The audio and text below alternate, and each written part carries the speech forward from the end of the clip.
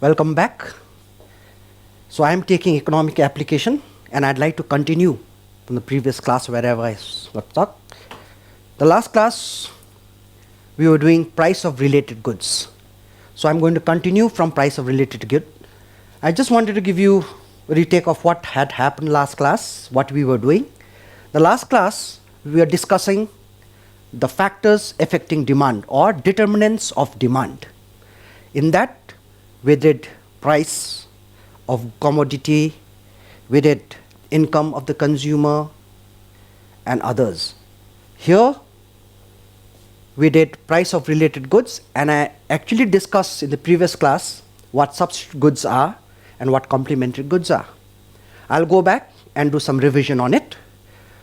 Okay, price of related goods. When you think of price of related goods, goods need to be related. If a good is not related, then what happens is they are not substitute goods, they are not complementary goods. Two goods can be related if they are substitute goods or complementary goods. Let's have a look at the first one, substitute goods.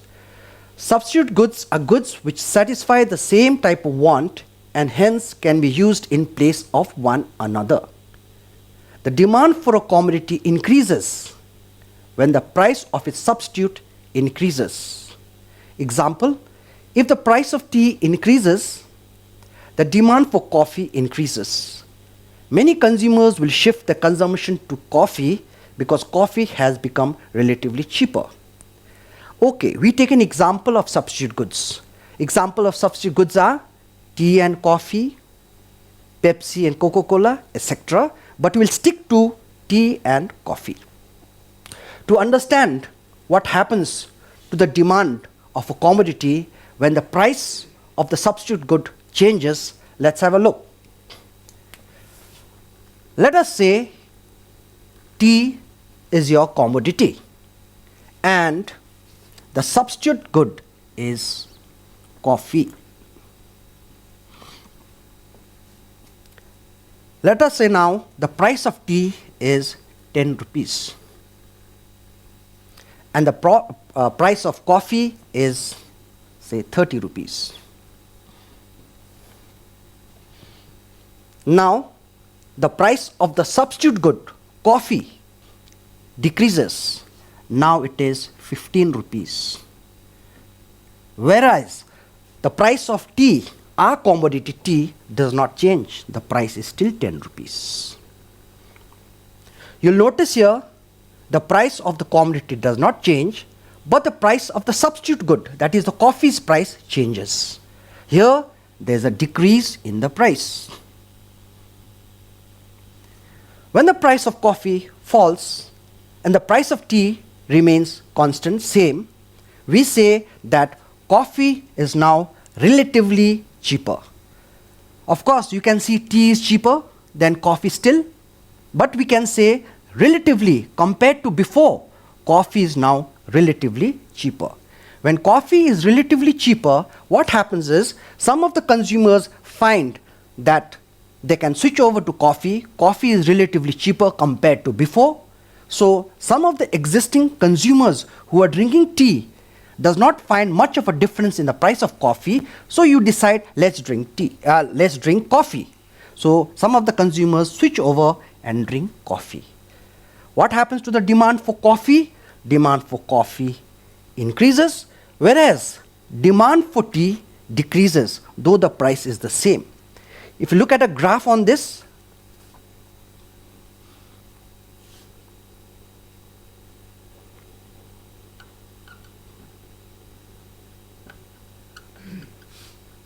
price of coffee on the y-axis and demand for tea on the x-axis. Here you will see when the price of coffee falls, the demand for tea falls. That is, the demand for coffee increases, demand for tea falls. That means to say, when the price of coffee decreases, the demand for tea also decreases. Both are decreasing. Direct relationship. Whenever there is a direct relationship, what happens to the graph? The graph is positively sloping.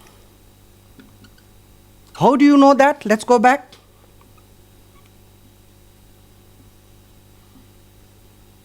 So what we can see from the graph is when the price of coffee falls, we were here, now at 15 rupees, price was 30, now it is 15. The demand for tea also falls. This is a graph that shows a direct relationship or positive sloping demand curve. Similarly, if you look at complementary goods, example of complementary goods are petrol, petrol cars, mobile phone and a SIM, butter, bread. But we'll stick to petrol and petrol cars. Whenever you want to explain the relationship between petrol and petrol cars, please write with price of petrol. It is better because generally what happens is when the price of petrol rises, the demand for petrol car decreases. Whereas when the price of petrol decreases, demand for petrol cars increases. So let's have a look at the graph.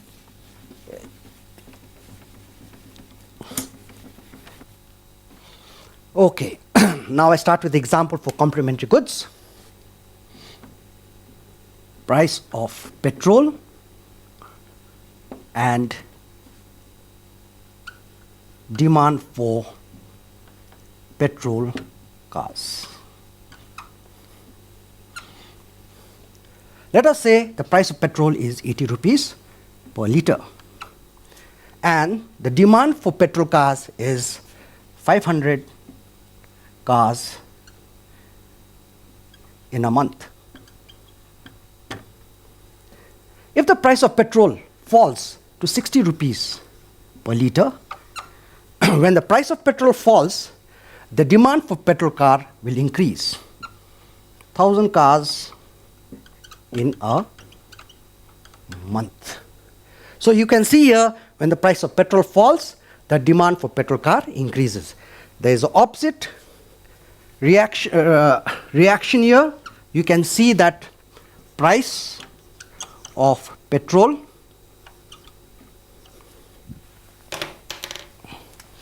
and demand for petrol cars.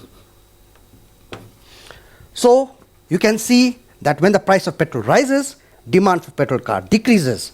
Opposite direction, so your demand curve is negative sloping.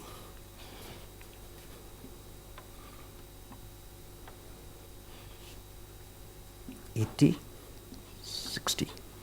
So the price was 80 and the demand was 500 cars. Now the price is 60. Demand for petrol car is 1,000. So this is the graph showing complementary goods. Next factor affecting demand is consumers' expectation. The market demand, you will see market.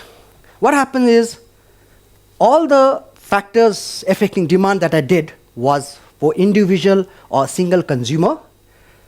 Here from now on, it is market means for all the consumers taken together.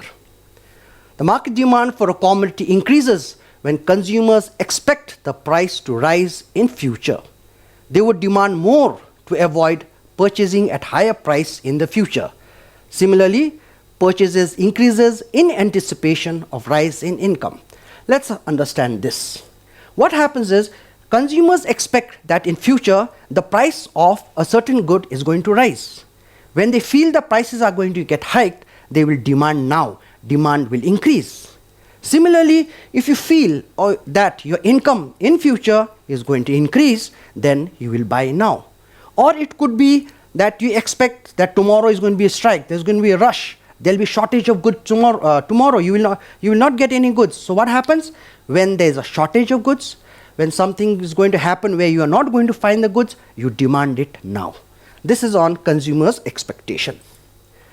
The next thing is consumer credit facility. The word is credit. Credit loan taken from a bank. The demand for a commodity increases because of credit facility. If consumers can avail credit, they would be tempted to purchase goods they would not have otherwise purchased.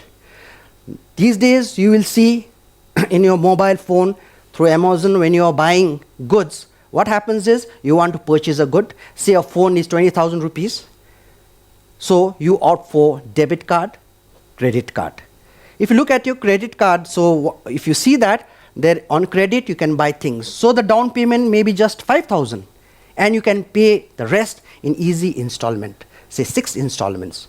So you just have to pay 5,000 and take the good, and loan is easily available in a mobile phone, and then you opt for this loan. So people demand goods. So when you find that you can pay 5,000 and take the good, definitely demand will increase. Similarly, what will happen is if the rate of interest decreases, like you want to take a house loan, you want to take a car loan, if the rate of interest, like presently it's very low, if you take a loan and the rate of interest is very low, then what will happen? Demand for goods will increase.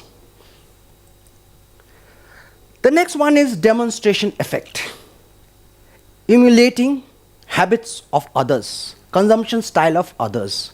You will see in developed countries, people buy luxury goods. And when you see people using these kind of goods, you like to also demand these goods. For example, your neighbor may buy a new SUV. So when you look at others, you feel like buying one. Your friend has bought a new phone. Okay? You look at them and you want to buy yourself. So demand for goods increases when you want to copy the consumption style of the other consumers. The next thing is size and composition of population. Size and composition of population. Here, size means the size of the population. If the population is more, obviously the demand will be more. If the population is less, the demand will also be less. That is on size. Composition means the type, the people living in that population, that is. If you feel that in that population there are more of old people, if you find that people living there, they are old, then what will run? Medical, walking stick, medicines, etc. That is actually used by the oldest people. But if the population has more of teens, then things that teens love to buy, like a bike, clothing, etc., sells. If the population has more children, babies, then baby products will sell more. So composition of population basically means that what kind of population is there. If there is more babies, baby products sell. If there is old people, then walking stick, medical, etc. sell more, means demand for these will increase.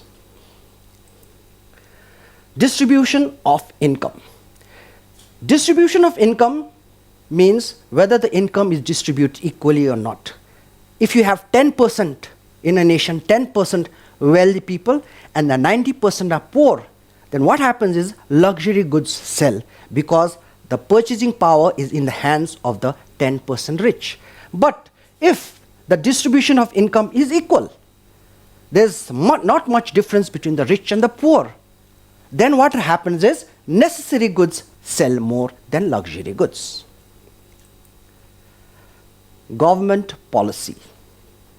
It says subsidies reduce the price, leading to increase in demand of commodities. Subsidies reduce the price. There will be an increase in demand if the government increases government expenditure, reduces tax rate, etc. Now all these are government policies. For example, if the government raises taxes, taxes are higher. If taxes are increased, then what will happen? Demand for the goods will decrease. However, if the government gives subsidies, subsidies means the good will be cheaper now. The government is going to bear part of the price. So the price of the good will be less, so demand will increase.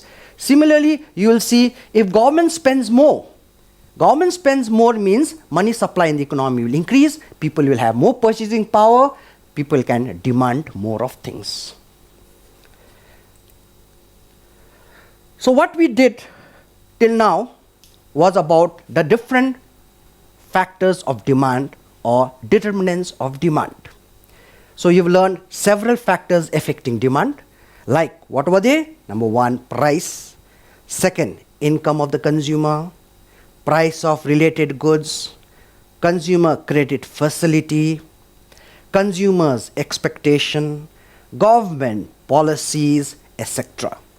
Now, after you finish this, we will start with actually what we're going to do is law of demand.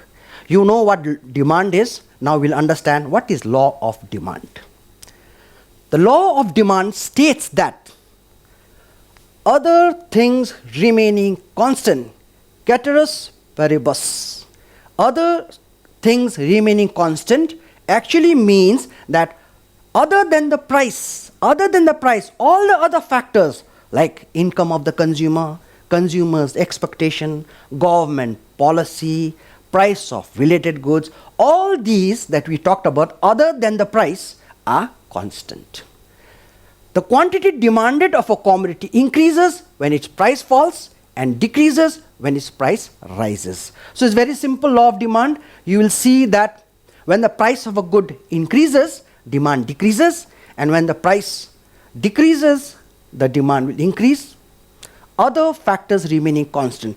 So what we are trying to say here is, if the price of a good changes, then the demand will change. However, all the other factors like income of the consumer, price of related goods, consumer credit facility, etc. do not change. Here, when we explain law of demand, we assume there is no change in the factors of demand except the price of the commodity. Means the price will change, but all the other factors affecting demand will not change. A typical example would be your income is same, but the price of the good has increased. So if your income is same and the price of the good has increased, what will happen to demand? It will decrease. This is what ceteris paribus means. Other things remaining constant means all the other factors affecting demand will not change, only the price will change. The second thing we should know is the commodity should be a normal good. If the good is not normal good, what happens? It could be inferior good, it could be inexpensive necessity goods like salt. As I told, inferior goods, low quality goods. What happens in inferior goods? In inferior goods, it doesn't behave, it doesn't follow the law of demand. What does it mean? When the price of inferior good decreases, you will think demand should increase following the law of demand. But in inferior goods, if the price falls, demand also falls. This I taught you previously. That is why the commodity should be a normal good. It should not be inferior good. It should not be necessity, inexpensive good like salt. What happened in salt? In salt, what happened was, when your income is low, you buy 250 grams of salt. When your income increases, you'll buy 2 packets of salt. Okay, 1 kg of salt. What is happening? As your income increases, demand for this inexpensive necessity goods have increased, but up to a certain limit. Because if your income increases more, you are not going to buy 10 packets of salt or 1 truck of salt. As your income increases beyond a certain limit, what happens? Demand will remain constant. It will not increase.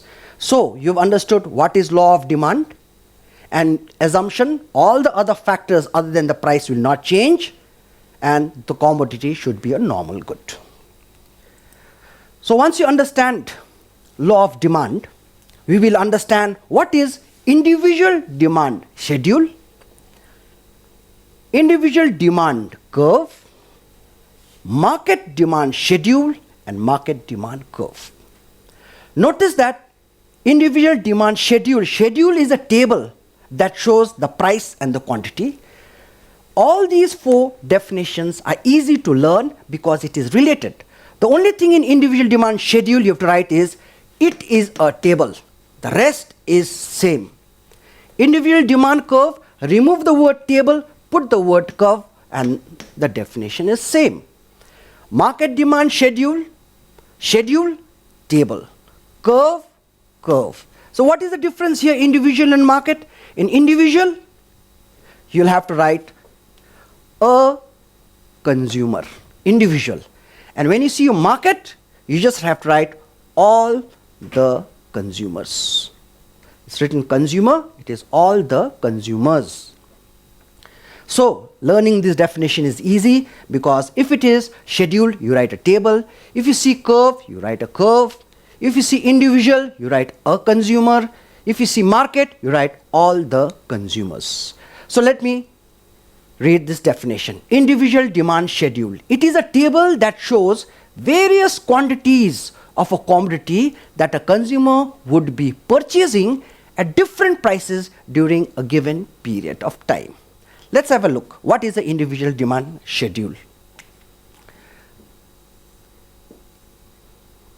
This is the price in rupees, and this is the quantity demanded in kgs per week. Remember, you have to write per week, per month, because it's a period, given period of time. You have to learn how to make your own table. It's very easy. Now, let's say we increase the price, 10 rupees, 20 rupees, 30 rupees. This is quantity demanded by one individual, a consumer. Let's say individual A, one consumer, individual A. So, when the price increases, quantity demanded according to the law of demand should decrease. So, we will have 3 kgs, 2 kgs, 1 kg. Price increases here, it's going up 10, 20, 30, whereas quantity demanded is decreasing. This is an individual demand schedule or a table which shows the different quantities that an individual can buy at various prices during a given period of time. Now, if you were to draw an individual demand curve, how do you plot? Always take price on the y-axis. So, obviously, quantity demanded by individual A in kgs will be here.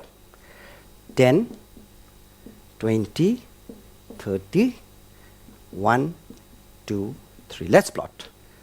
10 and 3. 10 and 3. 20 and 2. 20 and 20 and 2. 30 and 1. 30 and 1. Join it. So this is an individual demand curve, and you will notice that is downward sloping towards the right. Downward sloping towards the right means a demand curve, you can see, is negative sloping. So this is an individual demand curve, and this is the individual demand schedule. Now I'll show you what is a market demand schedule and a market demand curve. Okay.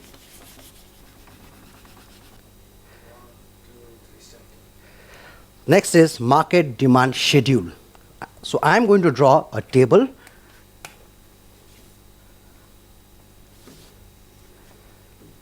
Price in rupees. Since this is a market, market means more than one individual. That means more than one consumer. So I will take quantity demanded in kgs per week, say individual A. Then there is another individual, another consumer, individual B, quantity demanded in kgs. You'll have to learn how to make your own schedule, a table. So we'll make it very simple. Price 10 rupees, 20 rupees, 30 rupees. Quantity demanded by A, individual A. Since the price is increasing, what do we have to do?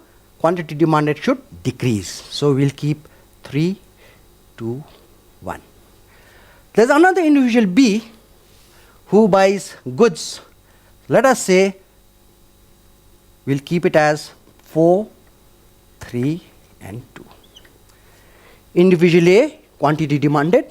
Individual B, quantity demanded. And we have the market demand. Market demand is simply the total of the demand of individual A and individual B. 3 plus 4, 7, 2 plus 3, 5, 1 plus 2, 3. So this is the market demand. So market demand schedule. Market demand schedule is a table that shows various quantities demanded by all the individuals, all the consumers at various prices during a given period of time. If I have to draw a graph, market demand curve, we have the price in rupees, 10, 20, 30, and market demand in kgs per week, 1, 2, 3, 4, 5, 6, 7. X-axis, origin, y-axis. Let's plot 10 and 7. 10 and 7. 10 and 7. 20 and 5. 20 and 5. 30 and 3. So this is the market demand curve, which of course is negative sloping. But if you notice that the market demand curve is more flatter, more elastic than an individual demand curve. Let's have a look here.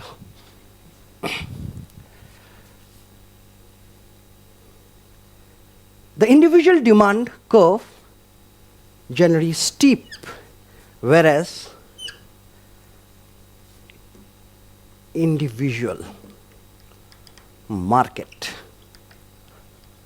and this is more flattening.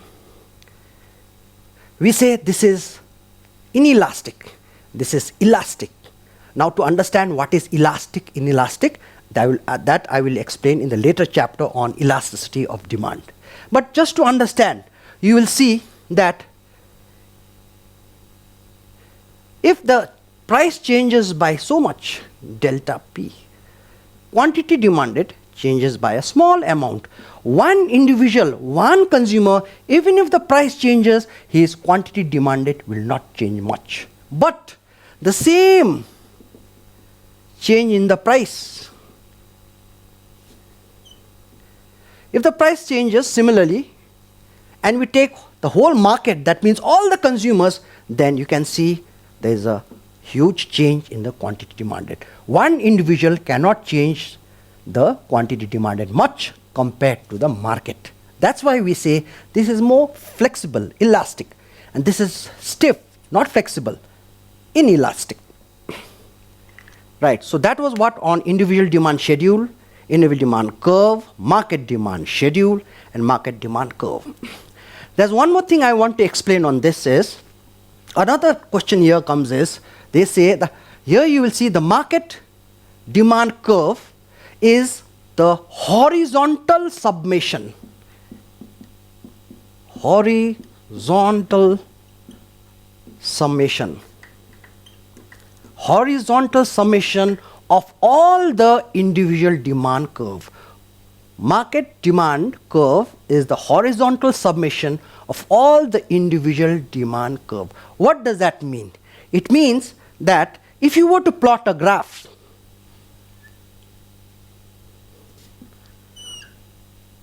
this is for individual A, this graph is individual B, and this is the market.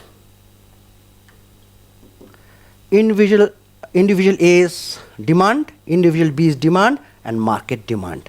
When you did individual A, we got a graph something like this: 10, 20, 30. Similarly, you take this as 10, 20, 30, and you continue here, 10, 20, 30, in the same straight line, 10, 20, 30. What are these? this is the price. For individual A, if you see the graph, if you see the table there, you will see 3, 2, 1. And individual B, 4, 3, 2. I'm going to plot this. Looking at this, I'm going to plot individual A, I'm going to plot individual B, and I'm going to plot market demand. All looking at this schedule. 3, 2, 1. So we have 1, 2, 3, 10 and 3. 10 and 3, 2 and 20, 1, and we have a graph like this. This is the demand curve for individual A. The next one is 4, 3, 2.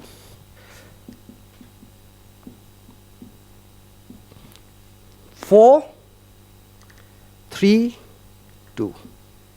Join. What am I doing? I am following the schedule that is drawn over there. Individual B, 4, 3, 2, where the price is 10, 20, 30. Now the market. Market shows 7, 5, and 3. 1, 2, 3, 4, 5, 6, 7. So we plot 7 and 10. 7 and 10. 5 and 20. And 3 and 30. We join this. Once you draw this, you extend this, and extend this. Now, here you will see I am doing a horizontal submission. That means the market demand curve is the horizontal submission addition of all the individual A and individual B's demand curve. How? Let's see the first one. When the price is 30, we saw that 1 kg was bought. 1 kg. This is 1 kg. When the price was 30, how much was bought? 30 means 2. So this is 2 kg. Now add 2 plus 1, 3. This should be 3 kgs, which will show from here. So when the price is 30 rupees, quantity demanded in the market is 3 kgs. So what is horizontal summation? It means 1 plus 2 is 3. This is known as horizontal summation of all the individual demand curve A, B, etc., which gives you the market demand. Right, so now you've understood the demand curve and its derivatives.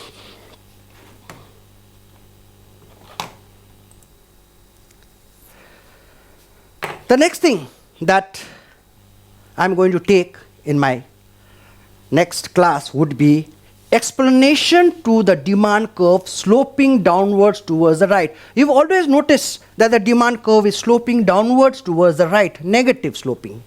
Even the market is negative. All the demand curve is sloping downwards towards the right.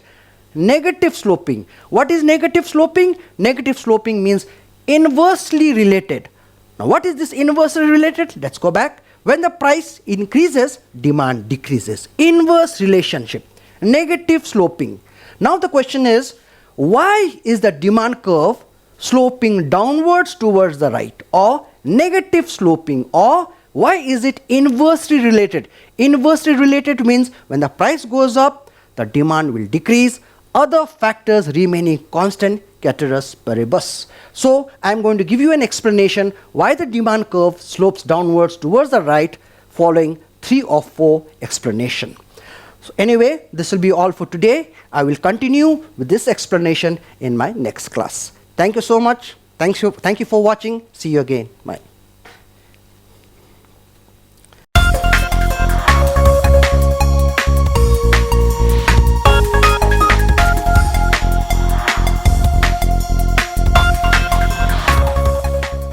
While referring to the Indian national movement, once Mahatma Gandhi had remarked, "In a gentle way, we can shake the world." Hello children, and welcome back to yet another session of ICSE online video lectures. Today, we will learn of those small or little organizations which turned into a political platform. And just like Gandhiji had remarked, this gentle little step shook the foundation of the British Empire in India. Let me quickly recap our last lecture. We started with the second chapter of Indian history based on the Indian national movement. We learned about nationalism. We learned about the factors which influenced this nationalism. And I also remember talking to you about the small political organizations which were formed before the Indian National Congress. So, today, I'm going to pick it up from there, and today we will learn about the formation of Indian National Congress. So let us start with this.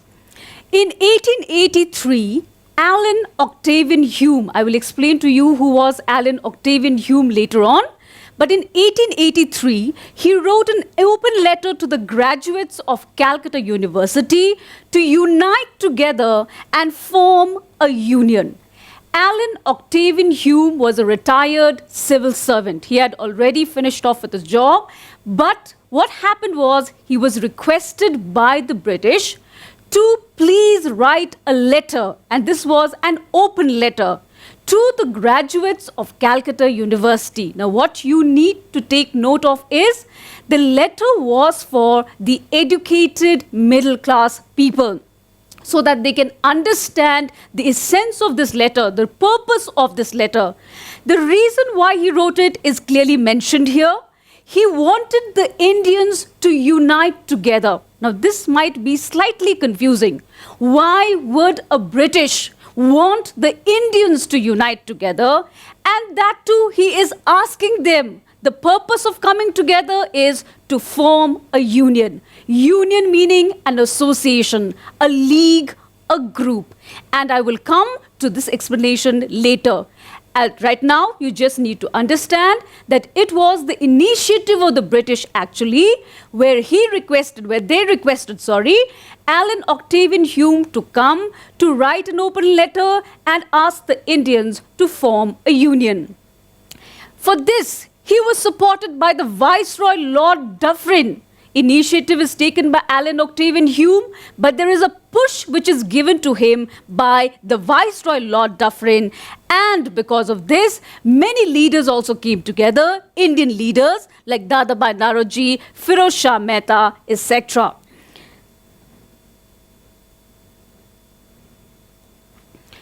And the culmination of this meeting or this open letter was a meeting was organized in Pune in 1885. The Indians were so happy.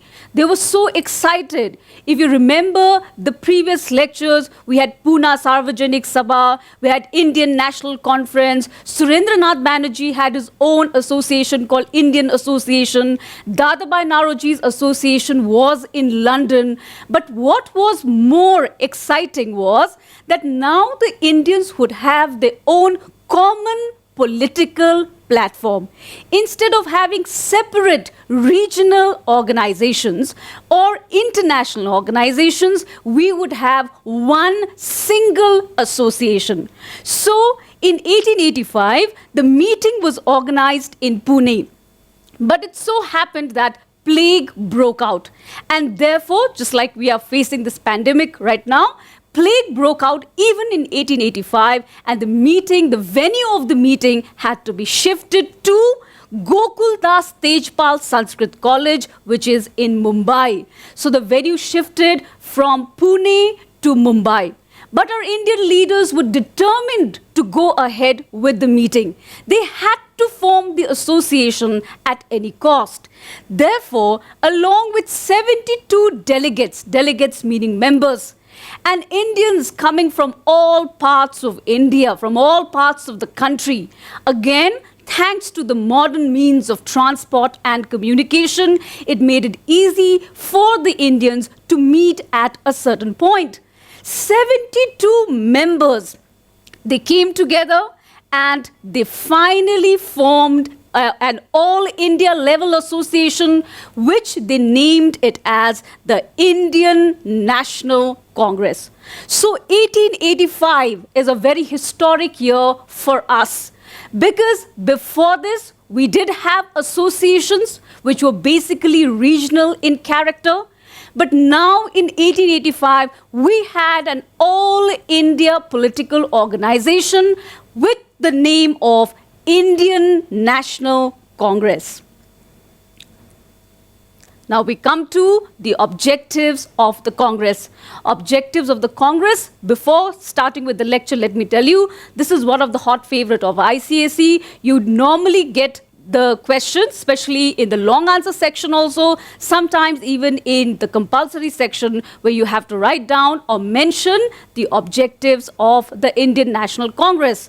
So let me explain to you these objectives. What is the purpose of forming this Congress one by one? Firstly, to promote cordial relations among Indians. When we are talking about nationalism, the first thing that comes to our mind is unity. And the unity can come only if our relations are improved, only if our relations are good. It is cordial. So the first and foremost objective of the Congress is to improve the relation amongst the members. Do not see each other as you are a Bengali or you are a Marathi or you are a Punjabi or you are a Gujarati. First, see yourself as an Indian. That Indian thing should come before anything else from different parts of the country. Promote feeling of national unity. When you have that cordial relation, friendly relation, you can interact with each other, you can communicate with each other. If you have a similar purpose, if you have that goal of oneness amongst yourself, definitely this goal of national unity can also be achieved. And this is what we required at that point of time. Remember, you have an enemy, that is the British. Your first revolution was already a failure. This time, if you wanted to drive the British away from India, the only thing that we required was national unity. In the previous revolution, we lost. We have also assessed the failure. And one of the reasons for the failure was lack of national unity. So this national unity had to be developed. It had to come forward. Only if we had good relation amongst Indians, no matter from which part of the country you belong to. The third one, formulation of popular demands. Indians also had lots of problems. We have gone through this economic exploitation.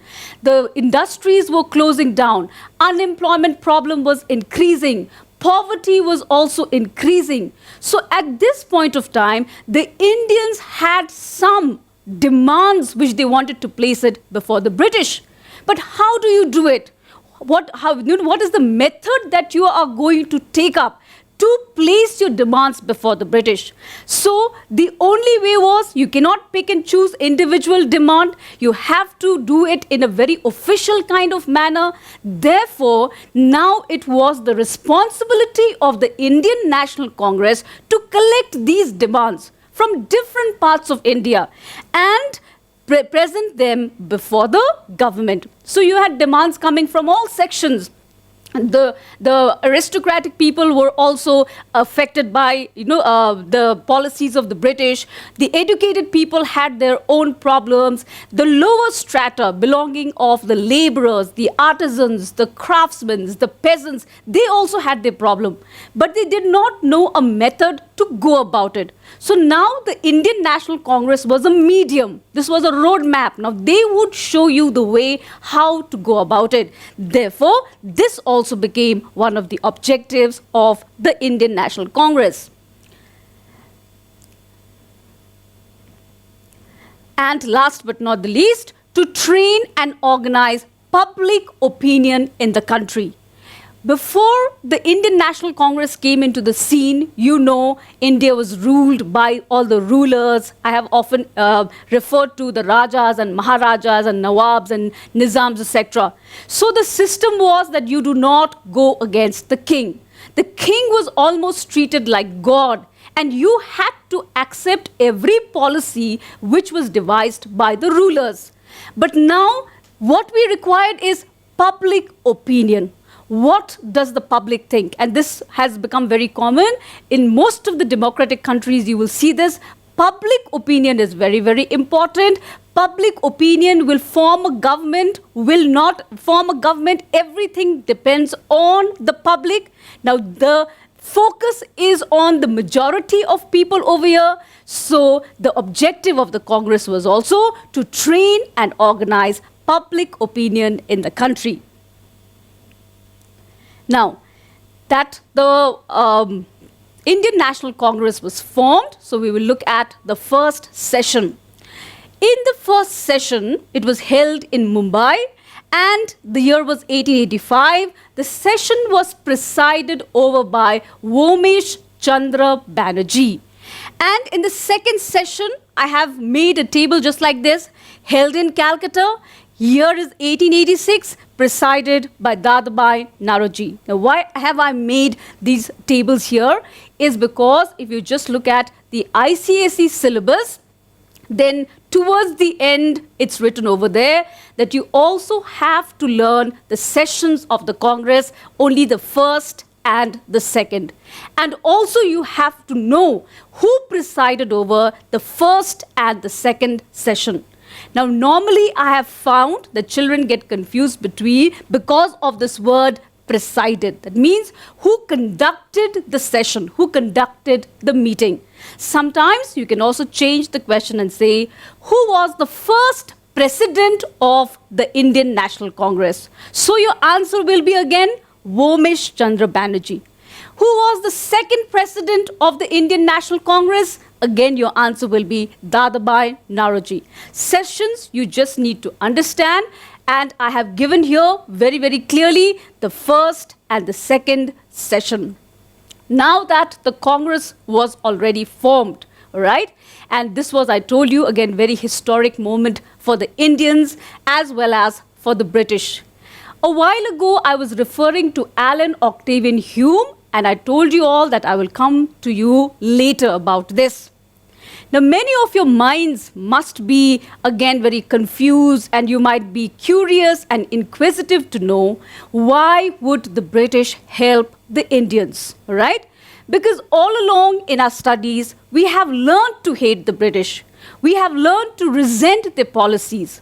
How all of a sudden the British have become so good to us, so good to the Indians, that they have gone to the extent of helping us out. Off the record, let me tell you, Indian history, or most of the historians, refer to this as the safety valve theory. All of you have pressure cookers at home. I think your mothers will use pressure cooker, all right, to cook. And then you have the whistle, and you also have a valve. That valve is very, very important. If that valve does not work properly, then accidents might happen. Here, what was the accident, or why were the British so curious to help the Indians here in forming this particular association?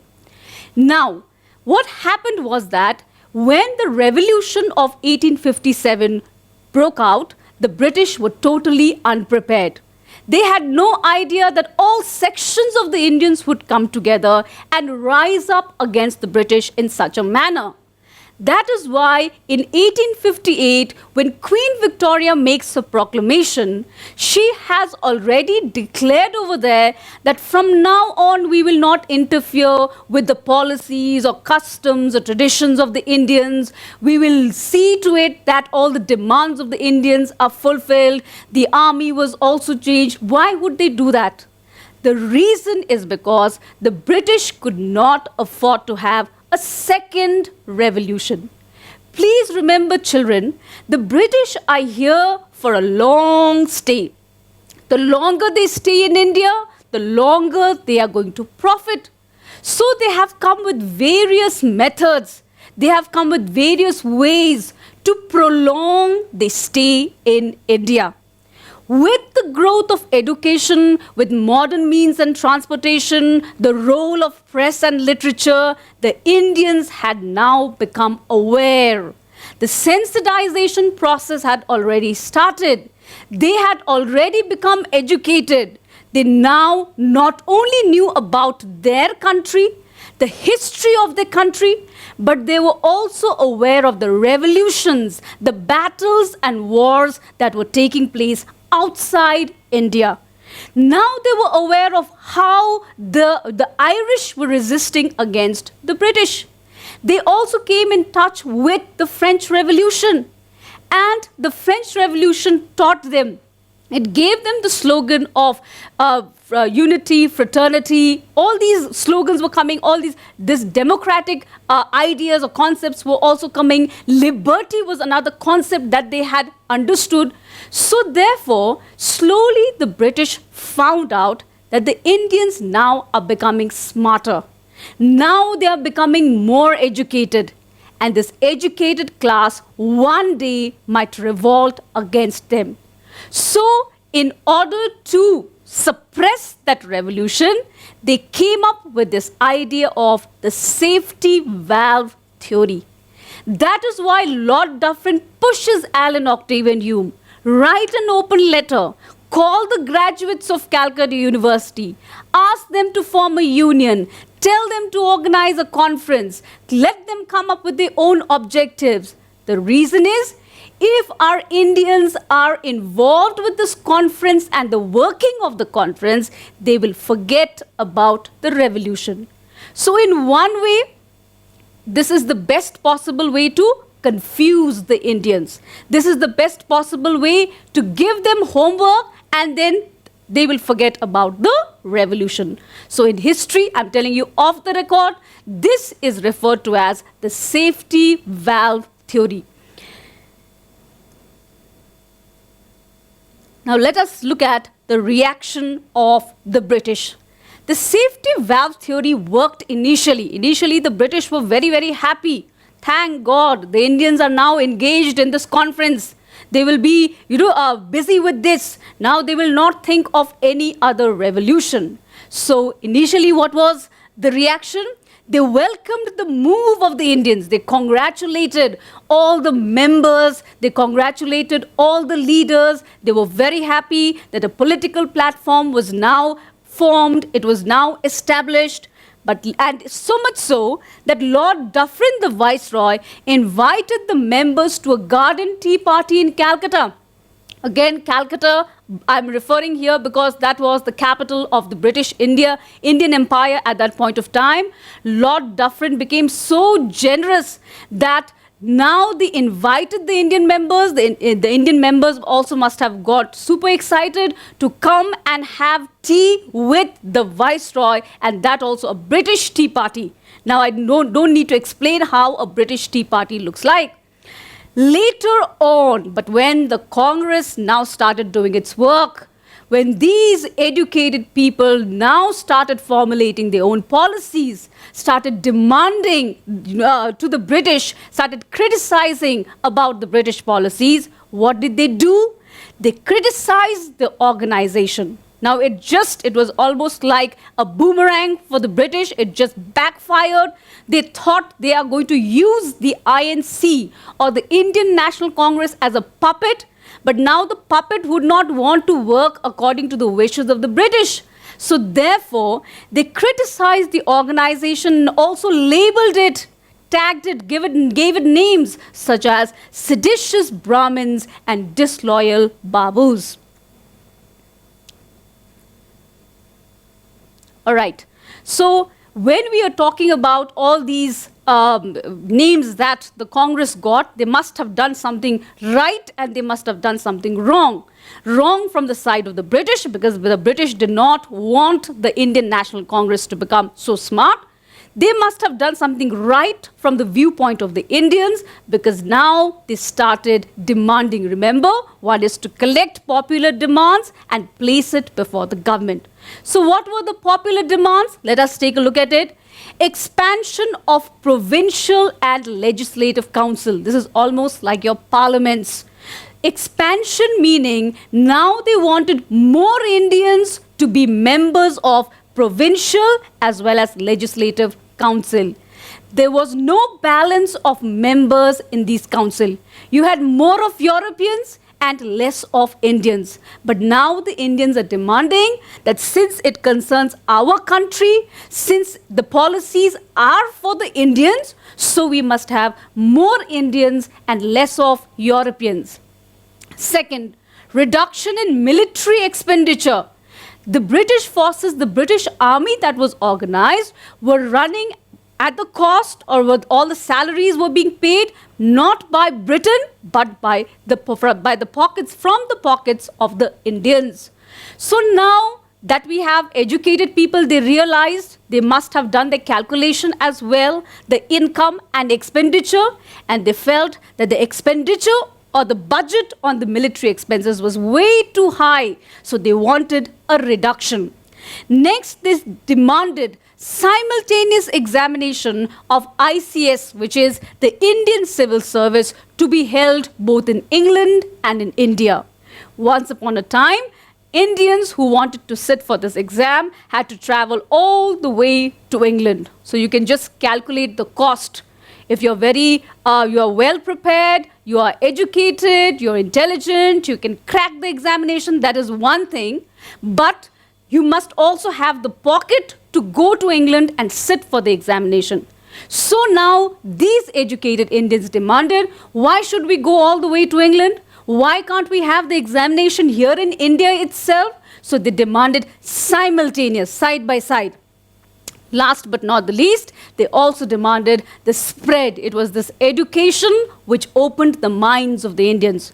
So they also now demanded the spread of general and technical education.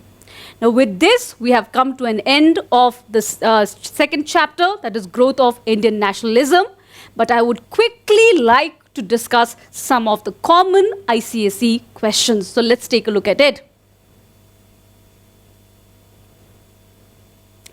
These are all short questions that you will get from ICSE.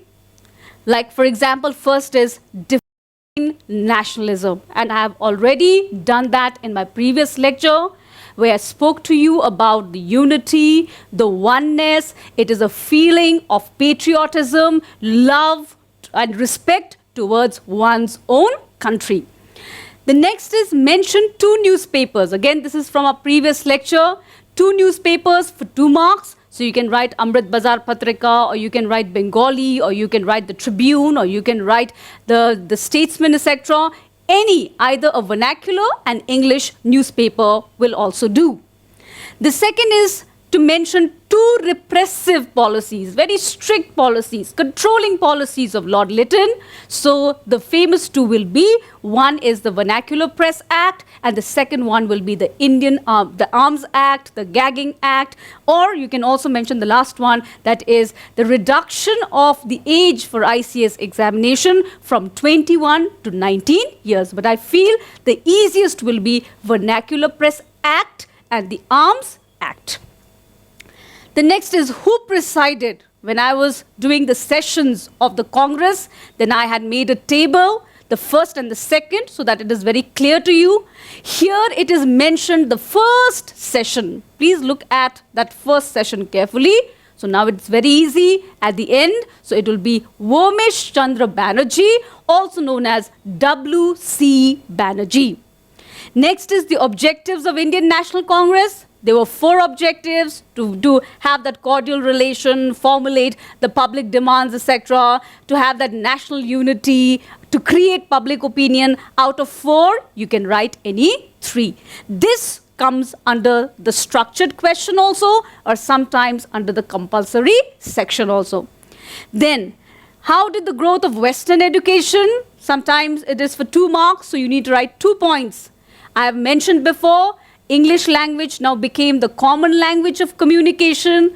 After studying English language, people came to know about European histories, etc. Then you can also write about how the growth of Western education, especially when people came to know about revolutions like the French Revolution or the Irish Revolution, etc., how it inspired them, right? That also can be mentioned. Then the contribution of social religious reformers. If they ask you about Raja Ram Mohan Roy, then you can definitely write about how he went against the caste system. He wanted to promote the women's education in India. He was against sati system, all the social evils that existed in the Indian society. Jyotiba Phule, I have mentioned in my previous lecture that he was the one who actually started the school for the girls also. Satya Shodhak Samaj, he was associated with that. They wanted to remove the evils of the caste system. That also can be mentioned. Next is, in the long section you might have this. Discuss the role of press and literature, again for 3 marks, where you have to write about people were not only writing articles and journals and pamphlets, etc., but newspapers also came into the scene. People were reading it, people were commenting on it. It was a two-way process, all right, where you can read also, where you can write also, where you can criticize, where you can create public opinion. And naturally, these newspapers, I think it helped a great deal in maintaining that national unity. Then coming to, again, another long question. This might be for solid 10 marks, where it says you discuss the various factors. So you can write any factors. You can write about the economic factors. But children, let me tell you here, just to make the presentation of the answer proper, I think you can write subheadings. It's advisable that you give subheadings. So at least 4 can be discussed. You can write about economic causes. You can write about the role of press and literature. You can write about social religious reformers. You can also write about the modern means of transport and communication, etc. So giving a subheading will make it easier for you to study and for the examiner to correct. So these are the common ICC questions. With this, let's quickly wrap up on the second chapter. Remember, in the beginning, I quoted Mahatma Gandhi, and he said that in a gentle way, you can shake the whole world. This was the gentle push. The gentle push came in the form of Indian National Congress.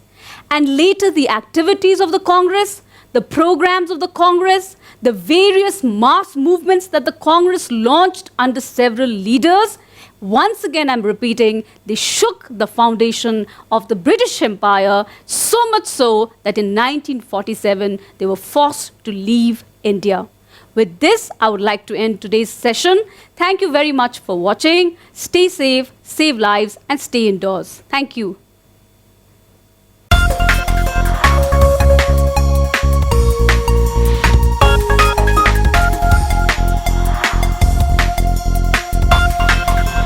Hi everyone, welcome back once more to the next episode of the online class on KTV.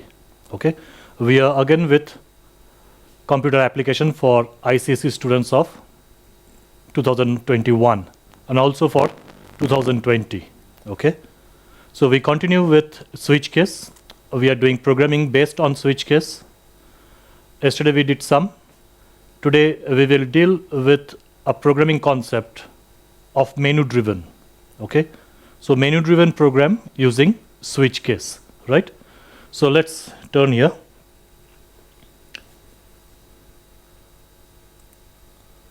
So switch case programming. So we have got a problem today. The problem is write a menu driven program that will either calculate the area of a circle or the area of a rectangle or the area of a square. This is the problem that has been given to you. The formula will be given in the, if it comes, and it generally comes, a menu driven program. So if this type of program comes in your ICSE, you will have the formula. The formula for whatever the calculation has to be done will be given to you. Okay, so you do not have to worry about the formula. So this is supposed to be a menu driven program. Or the key word of this portion is the menu driven program. Okay, so you need to create a menu driven program. Now what do you understand by menu? Generally, menu is a list of options shown to the user from which the user gets to choose any one option. Okay, so when you are doing this switch case program, you have to list all the options before the program starts. You list it to the user so that the user gets to choose any one option from the list. For example, we'll have a menu like this and a number of options will be given to you. It can be 1, 2, 3, 4 and so on, or it can be a specific alphabets or specific characters. Fine. So now we will deal with the program and we'll try to understand what this question says. Okay? Because you must remember that we have to understand a program before we start writing the code. So from this program, what information can we gather? First thing is we need to display the menu. Menu has to be shown to the user. The user need to know what are the options that they can choose from. So we need to display them. That means we have to use a system.out.print statement to display the menu. How many options we have got? We have got 3 options. Why 3 options?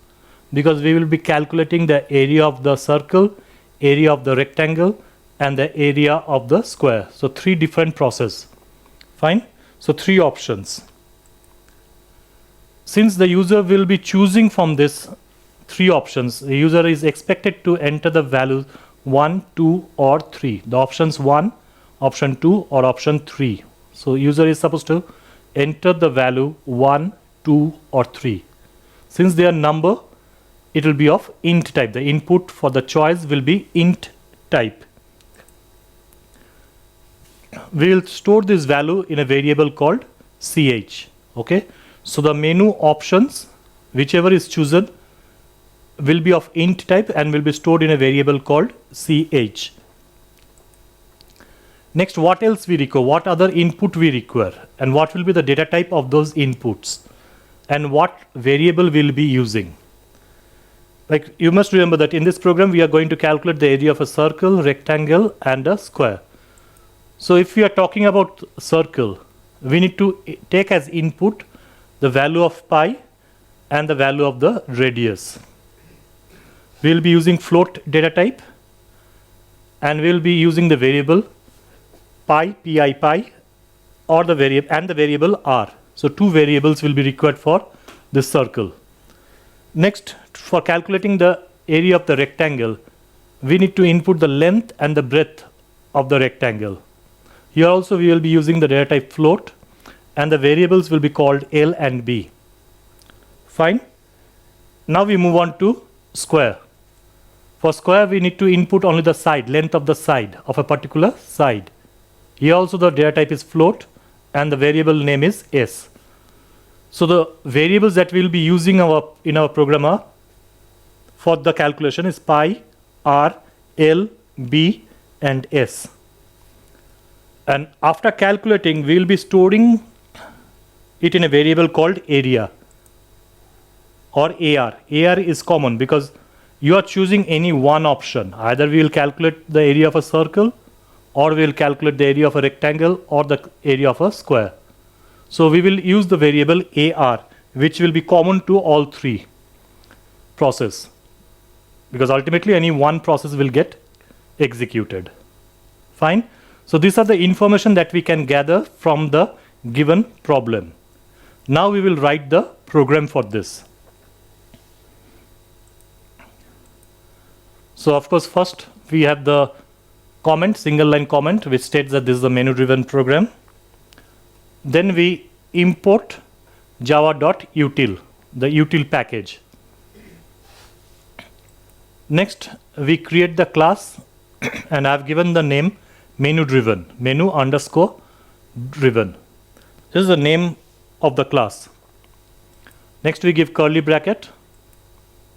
Then we create the main function, public static void main, string args. Open curly bracket. Now we create the scanner class object sc. The object name is sc, which is of the scanner class type. Fine. So we have created the object. Now we are giving the value of pi, because value of pi is a constant. We know it is 22/7. So while coding, we are writing down the value. We are giving the value of pi directly in the code. So float pi equals to 22.0 f by 7.0 f. Why we are writing this f? We are writing this f to tell the compiler that it is float type, because by default any real value is treated as double. So if I have only written 22.0, compiler would have thought that as to be double type, and trying to store double in float, there will be loss of precision. So you will have got an error, loss of precision, possible loss of precision, and your program will not compile until unless you rectify it. So when we are writing the program, we are informing the compiler that this 22.0 is float type, 7.0 is a float type value. So we are writing f, small f. Okay, fine. Next, we declare the other variables. Float r equals to 0.0f, l equals to 0.0f, b equals to 0.0f, and s equals to 0.0f. These are the variables that will be recurring when we do the calculation for circle, rectangle, and square. We have declared the variable and initialized them to the default value 0.0. Next, to store the area, I have declared a variable AR. This is also float type and has been initialized to 0.0f. Okay, so our variable declaration is done. Now we need to display the menu to the user. Okay, one more variable was there, int ch. This is for accepting the choice from the user. Fine. Now comes the displaying of the menu. So system.out.print within double quotes /n/t. These are escape sequence characters. /n will give a line break. /t is for tab. That is, it will move to the right hand side by a certain number of space. Okay. So the word menu will shift to the right on the screen when it is printed. Next, the options are coming one by one now. So system.out.print 1 area of circle, system.out.print 2 area of rectangle, system.out.print 3 area of a square. So when we execute this program, these three options under the menu heading will come: area of a circle, area of a rectangle, area of a square, 1, 2, and 3. Then we are asking the user to enter the choice. From the given menu, the user is expected to press either 1, 2, or 3.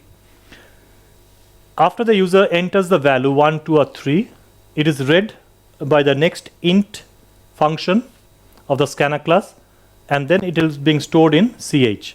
So whatever is the number that has been entered, 1, 2, or 3, is now stored in ch. So ch has got the value either 1, 2, or 3. That means ch will be used as the test variable for the switch statement. So switch ch. Fine. Now we create the block for the switch or the body of the switch. Open curly. Now we are expecting the user to enter the value 1, 2, or 3. That means my case value should also be 1, 2, and 3. So first is case 1. Case 1. Case 1, remember, is for the circle. So when we are going to calculate the area of a circle, we need the radius as input, because radius is unknown. So radius has to be entered by the user, while the value of pi is already given. Value of pi is given here. So here we are asking the user to enter the radius of the circle. Give the radius of the circle.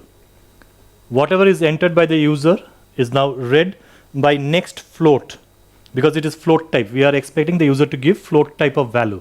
So next float function will read the value and store it in R. Fine. So R has been entered, the radius has been given by the user. Now we come to the calculation. The formula was given, pi r square. So we are using AR equals to pi into R into R. We can write R into R, or if you know math.pow, you can use that. You can write math.pow R comma 2. Fine. So this will be calculating the area of the circle, and it will store whatever is the value after this calculation, that will get stored in the variable AR. Next we are printing out area of the circle is whatever is the value of AR. Then we break this case. So case 1 is done. We have calculated the area of the circle. Now we move on to the next one, case 2. Case 2 is for area of rectangle. So for rectangle, we need to take as input the length and the breadth. So we need to ask for those two values from the user. So first we ask, give the length of the rectangle. We tell the user to enter the length of the rectangle. Whatever value is being entered by the user, it will be in float type. So we are using next float function to read the value and store it in the variable called L. Similarly, we are asking the user to enter the breadth of the rectangle. Whatever is the value that will be entered, that will be read by next float and stored in the variable B. So length and breadth, after it has been entered by the user, we need to calculate the area. So in this case, AR equals to L into B. See, we are using the same variable, AR, because either case 1 will be chosen or case 2 or case 3. So at any given time, only once this variable AR will be used. So AR equals to L into B. Next, we need to display this. So system.out.print, area of rectangle equals to whatever is the value of AR. That will be shown. Then we finish this case. Case 2 is over. So case 1 is done, case 2 is done. Now we come to the third option, that is case 3. Case 3 is for area of a square. We have to calculate the area of a square. So when we need to calculate the area of a square, we need to ask for the length of the side of a particular square. So we ask for it, give the length of the side of a square. So we are telling the user to enter the length of the side. So whatever value is entered by the user will now be stored in a variable called S. Then we use the formula AR equals to S into S, or S square. S square can be written as S into S. So that value will be stored in AR. Remember, AR is being reused. And then we display area of the, okay, so this should not be the area of rectangle, it should be the area of a square. This portion should be area of a square. Fine. Now we finish this. So what is left now? We have finished with case 1, case 2 and case 3. So what is left is the default option. In case the user gives some other number which is not there, not instead of 1, 2 or 3, he or she gives a different number. Then what happens? Then it should go to default. So we come with the default case. In default, we'll give this message that you have entered a wrong option. Okay? So these are the options that will be required in our switch. So we finish with the switch, we close the curly bracket of the switch. We don't need anything else to be written. So we close the main function and we close the class. So our program is now ready. We have written down the whole program. Okay, case 1, case 2, case 3 and the default case. Now let's see what happens when we run this program. I've already done this, checked it out in my BlueJ program. So I'm just giving the screenshot of it. So if this is your BlueJ software that you're using, this will be the terminal window. Look here, you're getting the menu. It's showing you the menu and it's giving you the options. Option 1, area of a circle. 2, area of a rectangle. 3, area of a square. Enter your choice. So this is exactly what you will get on your screen. You can clearly see the menu is being given. The choices are being displayed to the user. And the user can easily choose from this option. So enter your choice. Let's suppose the user gives the choice as 1. That is, he wants the area of a circle. As the program executes, since we have chosen 1, the control goes to the case 1. Control goes to case 1. Case 1, remember, is for calculating the area of the circle. In circle, in the program we had given the system.out.print, enter the radius of the circle. So this has come as it is on the screen. See on the screen you are getting, give the radius of the circle. because this is the statement that we had written with the system.out.print. This is what we are getting on the screen. So the user is asked to enter the radius of the circle. Suppose the user enters the value 7.5. That's the radius. As a radius, the user gives 7.5. So this 7.5 will be read by the next float function and stored in the variable called r. And then it will use the formula ar equals to pi into r that we had written in the program. And then it displays this area of the circle is 176.7857. So if the user has entered the value 7.5, this is the area of the circle that will be shown by the program. After this, your program will end. But suppose the user gives a different option. Suppose the user gives the option 2. In this case, what happens? The control will go to the next case, that is case 2. It will not go to case 1 because case 1 will be skipped because the case value doesn't match with the test variable of the switch. So it will go to case 2. Fine. In case 2, we are calculating the area of the rectangle.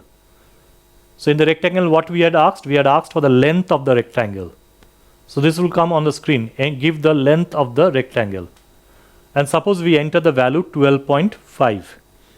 Next, it will ask for the breadth of the rectangle. Here also, let's suppose we give the value 6. So when it asks for the length of the rectangle, we have entered 12.5. When it asks for the breadth of the rectangle, we enter 6. You can give any value. This is a sample, so I've used these values. Now it will calculate L into B, 12.5 into 6, and that value will be stored in AR.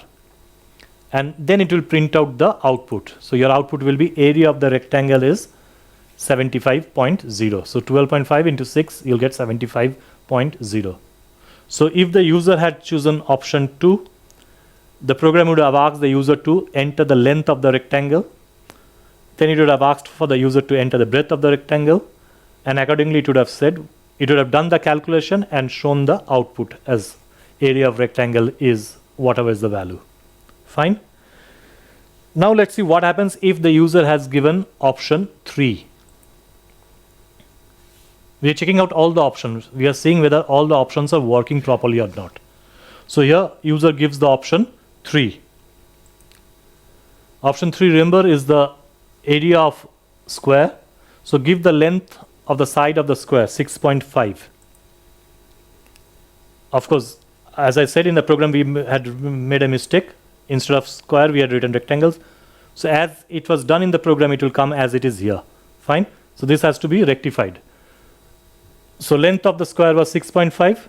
So area of the square here, instead of this, it will be square. So area of the square will be 42.25. Fine. So we have checked all the 3 different options. Now what happens if user gives some other value? Like the menu says the 3 options, 1, 2 or 3, but the user gives 10 or any other value which is not included in this, some other value. Then the control goes to the default option. You must remember, when none of the case value matches with the test variable's value, the control goes to the default option if it is there. In our program, we have given the default option, so control comes to the default option. And in the default option, what we had given? We had given an error message. So it says you have entered a wrong option. Fine. So all our options are working fine.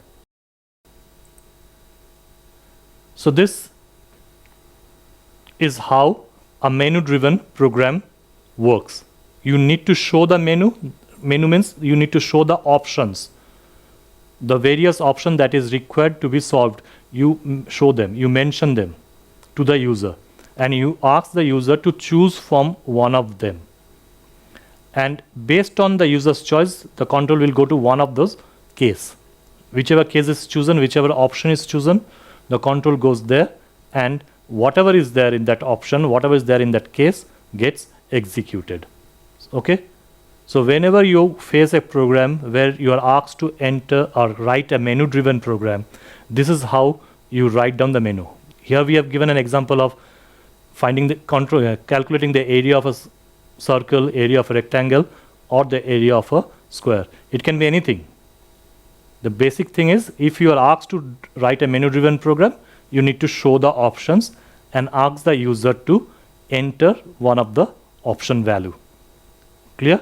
So this is where we stop regarding this menu-driven program. Fine.